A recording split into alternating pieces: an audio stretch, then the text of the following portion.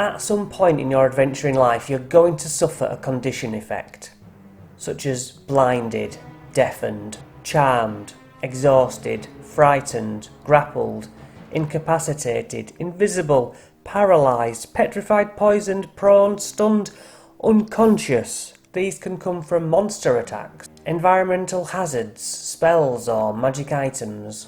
Just straight up dabbling with strange brews or touching things you shouldn't can mean you are inflicted with a condition. Usually there's a saving throw to help you get out of the state you found yourself in. Or maybe it's just a matter of time until you're back on your feet. Perhaps a number of short rests are needed. Or you could always get a magic-based person to try and cure you if you need fixing fast. All conditions result in limitations which will impact how you play while affected.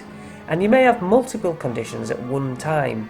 Beholders in particular might blast you with several at once, or just target with one in particular to shut down your strengths. Incapacitated is something that gets tied into several other conditions, so you might think it should be just deleted and mentioned inside other conditions. But some monsters have immunity or resistance to being incapacitated, so it has to have its own rule, as some things are simply not able to be affected by the incapacitated condition. Grapple is the one which is commonly thought about wrongly.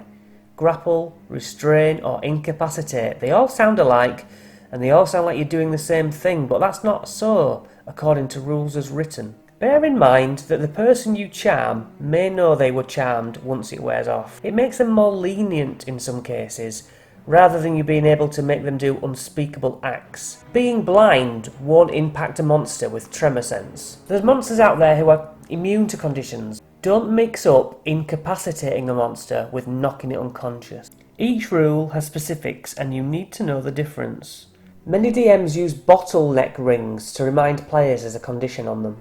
But you can buy these rings which have the proper words on, and things like concentrating as well. That is so helpful, I think, and worth the money.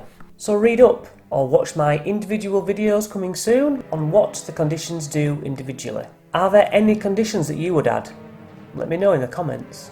Please take a look at more of my content, and if you find anything useful here, please consider subscribing and helping me out. Thank you for your time and see you next time.